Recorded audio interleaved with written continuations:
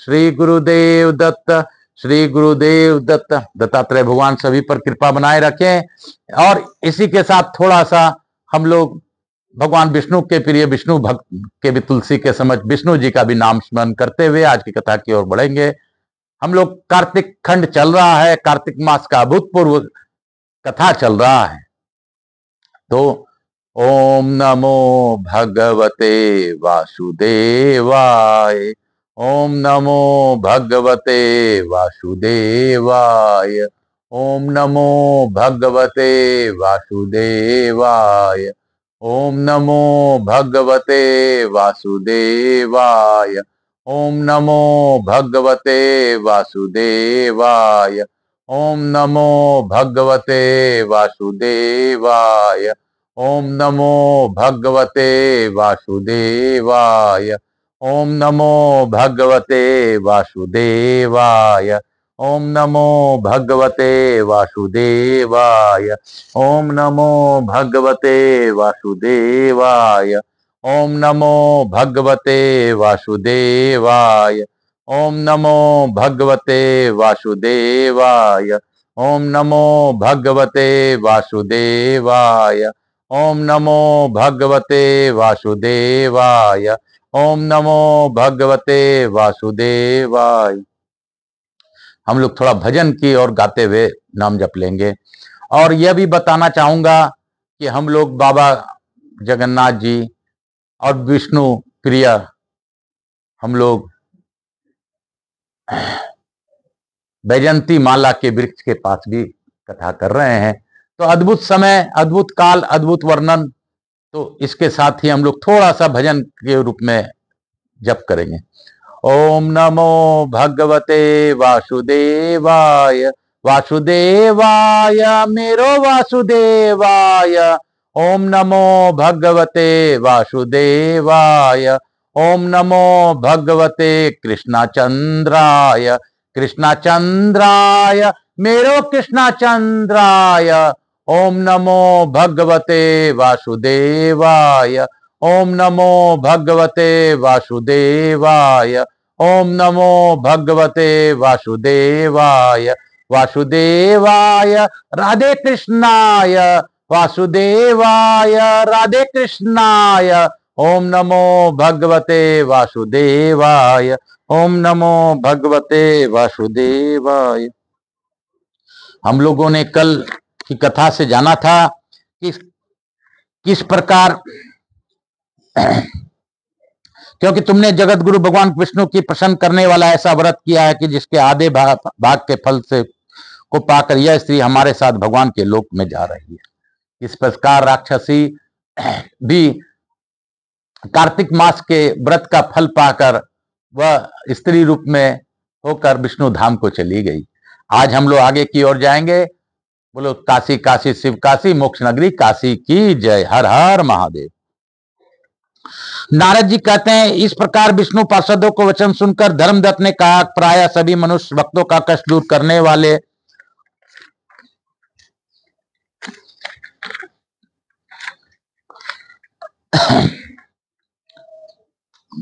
श्री विष्णु के यज्ञ, दान, व्रत, तीर्थ सेवन तथा तपस्याओं के द्वारा विधि पूर्वक आराधना करते हैं। उन समस्त साधनों में कौन सा ऐसा साधन है जो भगवान विष्णु की प्रसन्नता को बढ़ाने वाला तथा उनके सामीप्य की प्राप्ति करने वाला है। दोनों पार्षद अपने पूर्व जन्म की कथा कहने लगे। ब्राह्मण पहले कांचीपुरी में चोल नामक एक चक्रवर्ती राजा हो गए हैं। उन्हीं के नाम पर उनके अधीन रहने वाले सभी देश चोल नाम से विख्यात हुए। राजा चोल जब इस भूमंडल का शासन करते थे, उस समय उनके राज में कोई भी मनुष्य दरिद्र, दुखी, पाप में मन लगाने वाला अथवा रोगी नहीं था। एक समय की बात है, रोज चल राजा चोल अनंत शयंत नामक तीर्थ में गए, जहां जगदीश्वर भगवान विष्णु ने योग निंद्रा का आश्रय लेकर शयन किया था। वहां भगवान विष्णु के दिव्य विग्रह की राजा ने विधि पूर्वक पूजा की। दिव्य मणि, मुक्ता, फल तथा स्वर्ण के बने हुए सुंदर पुष्पों में से पूजन करके राजा ने साष्टांग प्रणाम किया। प्रणाम करके वे जो ही बैठे, उसी समय उनकी दृष्टि भगवान के पास आते हुए एक ब्राह्मण पर पड़ी, जो उन्हीं की कांची नगरी के निवासी थे। उनका नाम विष्णुदास था। उन्होंने भगवान की पूजा के लिए अपने हाथ में तुलसी दल और जल में ले रखा था। निकट आने पर ब्रह्म ऋषि ने विष्णु सूक्त का पाठ करते हुए देवादिदेव भगवान को स्नान कराया और तुलसी की मंजरी तथा पत्तों से उन्हें विधिवत पूजा की। राजा चौल जो पहले रत्नों में भगवान की पूजा की थी वह सब तुलसी पूजा से ढक गई। यह देख राजा कुपित होकर बोले, विष्णुदास, मैंने मनियों तथा स्वर्ण से भगवान की जो पूजा की थी वह कितनी शोभा पा रही थी, तुमने तुलसी दल चढ़ाकर उसे ढक दिया। बताओ ऐसा क्यों किया? मुझे तो ऐसा जान पड़ता है कि तुम दरिद्र और गंवार हो, भगवान विष्णु की भक्ति को बिल्कुल नहीं जानते। राजा की यह बात सुनकर द्विजश्रेष्ठ विष्णुदत्त ने कहा, राजन, आपको भक्ति का कुछ भी पता नहीं है, केवल राजलक्ष्मी के कारण आप घमंड कर रहे हैं। बता लाइए तो आज से पहले आपने कितने वैष्णव व्रतों का पालन किया है? तब नृपश्रेष्ठ चोल ने हंसते कर कहा, तुम तो दरिद्र और निर्धन हो, तुम्हारे भगवान विष्णु में भक्ति है ही कितनी है। तुमने भगवान विष्णु को संतुष्ट करने वाला कोई भी यज्ञ और दान आदि नहीं किया है और न पहले कभी कोई देव मंदिर ही बनवाया है। इतने पर भी तुम्हें अपनी भक्ति का इतना गर्व है। अच्छा, तो ये सभी ब्राह्मण मेरी बात सुन लें।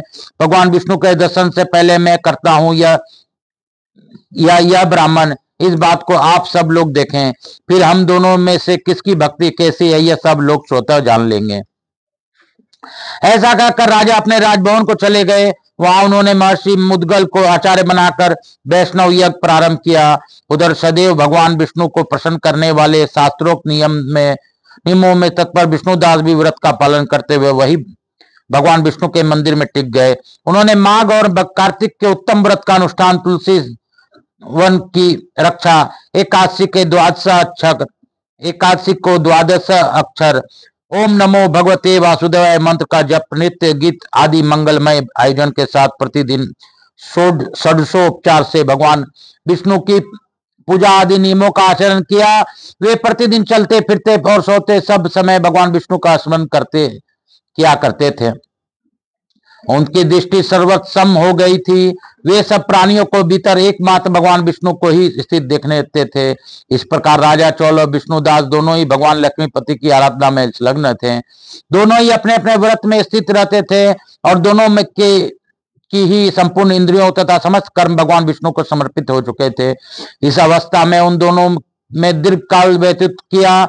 एक दिन की बात है, विष्णुदास ने नित्य कर्म करने के पश्चात भोजन तैयार किया, किंतु कोई अलक्षित रहकर उसका चुरा ले गया।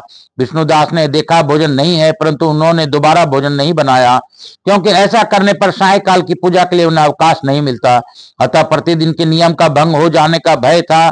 दूसरे दिन पुनः उसी समय पर भोजन बनाकर वे जो ही भगवान विष्णु को भोग अर्पण करने के लिए गए, तो ही किसी ने आकर फिर सारा भोजन हड़प लिया। इस प्रकार लगातार 7 दिनों तक कोई आकर उनके भोजन का अपहरण कर रहा। इससे विष्णुदास को बड़ा विस्मय हुआ। वे मन ही मन इस प्रकार विचार करते लगे, अहो, कोई प्रतिदिन आकर मेरा रसोई चुरा ले जाता है। यदि दोबारा रसोई बनाकर भोजन करता हूं तो सायंकाल की पूजा छूट जाती है। यदि रसोई बनाकर तुरंत ही भोजन कर लेता ना उचित हो तो मुझे इससे यह न होगा, क्योंकि भगवान विष्णु को सब कुछ अर्पण किए बिना कोई भी वैष्णव भोजन नहीं करता।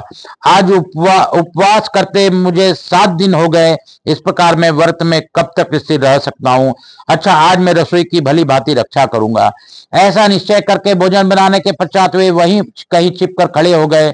इतने में ही उन्हें एक चंडाल दिखाई दिया जो रसोई का अन्न हर कर जाने के लिए तैयार खड़ा था।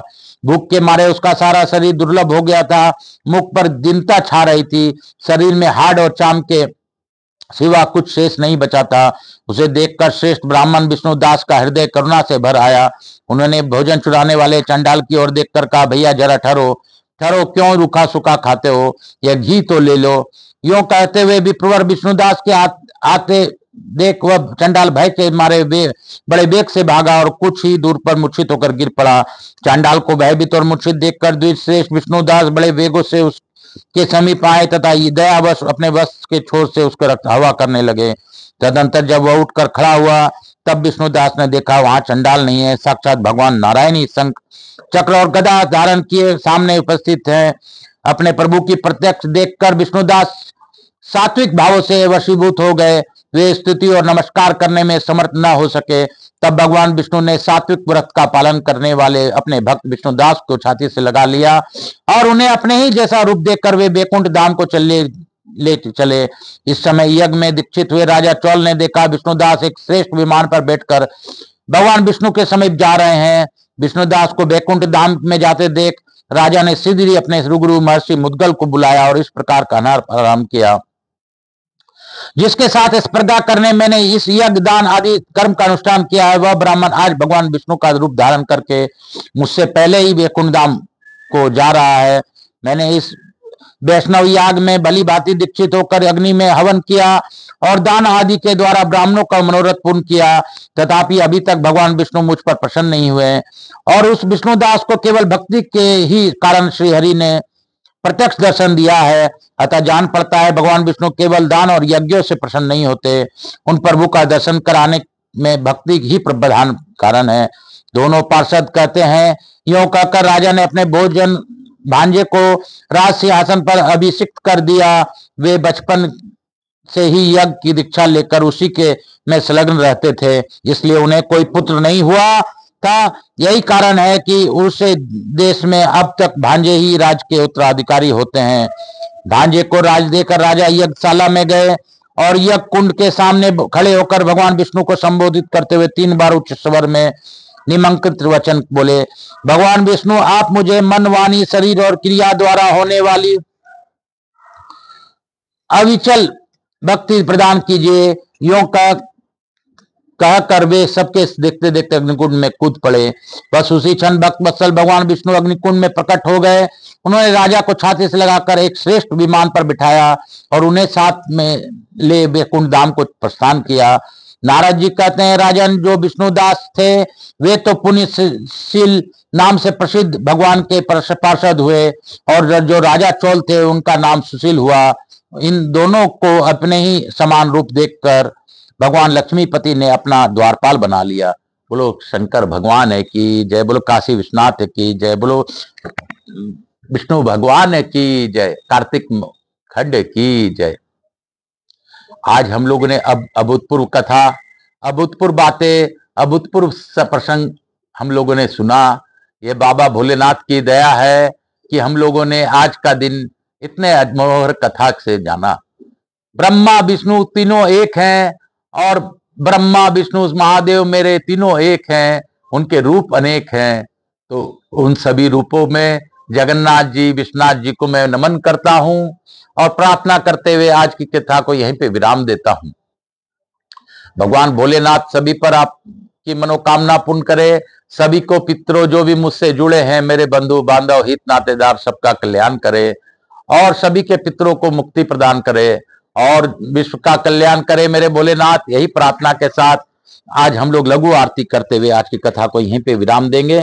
बोलो हर हर बम बम, बोलो बम, हर हर बम बम, बोलो बम, हर हर बम बम, बोलो बम, हर हर बम बम, बोलो बम, बोलो बम, बोल बम, बोल बम भैया बोल बम, बोलो बम्मा, बोलो बम्मा, बोलो बम्मा, बोलो बम। बोल बम का नारा है बाबा एक सहारा। कपूर गौरम करुणावतारम संसार सारम भुजगेंद्रहारम सदा वसंतम हृदयारविंदे भवम भवानी सहितम नमामि। श्री राम जय राम जय जय राम। स्थान देवता वास्तु देवता ग्राम देवता मातृ देवी व पितृदेव समस्त पितृ देवताभ्यो नमो नमः। हर हर महादेव। काल हर दुखहर दारिधर कष्टहर बिलपत्री नमो नमः। समस्त देवी देवताभ्यो नमो नमः। शीतलीकरण अहम करिष्ये। हर हर महादेव। मेरे पितरों को मुक्ति दीजिए, सभी के पितरों को मुक्ति प्रदान कीजिए। शीतलीकरण अहम करिष्ये।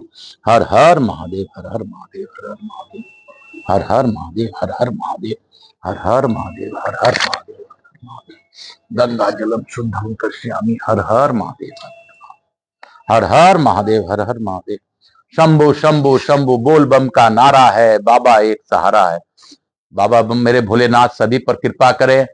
मैं प्रथम पूज्य देव गणपति गणेश जी महाराज, लक्ष्मी जी महाराज, रिद्धि सिद्धि शुभ लाभ कुबेर जी महाराज से अनुरोध करता हूं कि हमारे यहाँ न रहकर अपनी अखंड कृपा बनाए रखें आवाज समझ देवी देवताओं से अनुरोध करता हूं कि सभी श्रोताओं को और मुझे सभी लोगों को आशीर्वाद प्रदान कर अपने स्थान को गमन करें, पुनः बुलाने पर पधार कर आशीर्वाद प्रदान करें। मैं अपने चाचा बालमुकुंद राजगढ़िया को भी आज स्मरण करता हूं, क्योंकि आज मुझे पता है पितरों की दीपावली है और मेरे चाचा प्रसन्न हैं।